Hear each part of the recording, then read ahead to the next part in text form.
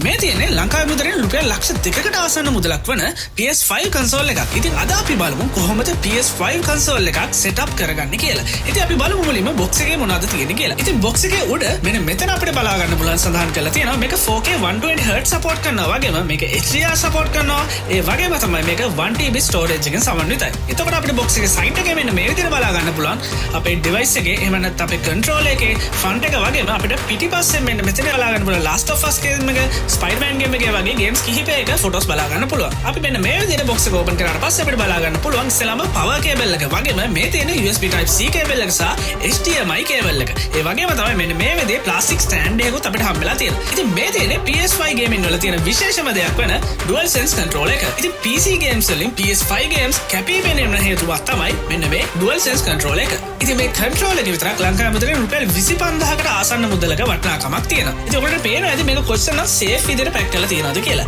ඉතින් මොකද මේ දකින්නේ PS5 කන්සෝල් එක. ඉතින් ඔයගලන්ට පේන ඇති උඩින් අපිට බලා ගන්න පුළුවන් matte white එකක් වගේම පහලින් මේ ROM එක area එකේ අපිට බලා ගන්න පුළුවන් ටිකක් glossy white එකකින් තමයි මේක finishing වෙලා තියෙන්නේ. ඉතින් ඊට පස්සේ කරන් තියෙන අපි සාමාන්‍ය විදිහට power cable එක කනෙක්ට් කරලා මෙන්න මේ විදිහට පහළ තියෙන switch එක on කරපුව ගමන් ඔයගලන්ට පේන ඇති නිල් පාට light එකක් මේ කන්සෝල් එක මැදින් on වෙනවා. ඊට පස්සේ ටික වෙලාවක් යද්දී මෙන්න මේ විදිහට TV එකේ අපිට logo එකත් එක්ක මෙන්න මේ වගේ පොඩි intro එකක් බලා ගන්න පුළුවන් PS5 එකේ. ඊට පස්සේ අපිට මුලින්ම කියන්නේ අපේ PS5 එක මේ DualSense control එකට කනෙක්ට් කරන්න කියලා අපිට ලබා දීලා තියෙන USB type C cable එක හරහා. ඉතින් මම USB type C cable එක console එකේ තියෙන USB type C port එකට මෙන්න මේ විදිහට කනෙක්ට් කරලා අනිත් end එක DualSense control එකේ තියෙනවා මෙන්න මෙතන හරියටම USB type C port එක. අන්න එතනට කනෙක්ට් කරනවා. ඉතින් USB එක කනෙක්ට් කරාට පස්සේ අපිට බලා ගන්න පුළුවන් DualSense control එකේ මෙන්න මෙතන බලා ගන්න පුළුවන් yellow light එකක් blink වෙනවා. ඉතින් ඒ විදිහට කනෙක්ට් කරාට පස්සේ අපිට බලා ගන්න පුළුවන් TV එකේදී මෙන්න මේ විදිහට DualSense control එකේ මැද තියෙන PS5 logo එක ක්ලික් කරන්න කියලා අපිට TV එකේ instructions එනවා බලා ගන්න පුළුවන්. ඉතින් මම මෙන්න මේ විදිහට PS5 logo එක ක්ලික් කරනවා. ඉතින් ඒ බටන් එක ක්ලික් කරාට පස්සේ අපිට මෙන්න මේ විදිහට ඉස්සෙල්ලාම step එක විදිහට අපිට බලා ගන්න පුළුවන් අපේ language එක select කරන්න menu එකක් එනවා. ඉතින් අපි අපේ language එක select කරලා මේක continue කරාට පස්සේ අපිට ඊළඟට බලා ගන්න පුළුවන් අපේ display area එක adjust කරගන්න පුළුවන් මෙන්න මේ විදිහේ setup එකක් බලා ගන්න පුළුවන්. ඉතින් මේ screen එකේ අපිට corners හතරෙන් අපිට මෙන්න මේ වගේ circles හතරක් පේනවා. ඒ circles කැපෙන්නේ නැති වෙන්න වගේම board එක නොපෙරෙනකන් අපි මෙන්න මේ විදිහට adjust කරගන්න ඕනේ. ඉතින් ඊළඟ පියවර විදිහට අපිට බලා ගන්න පුළුවන් අපේ HDR එක adjust කරගන්න ඕනේ. මේකේ steps 3කින් සමන්විත වෙනවා. ඔන්න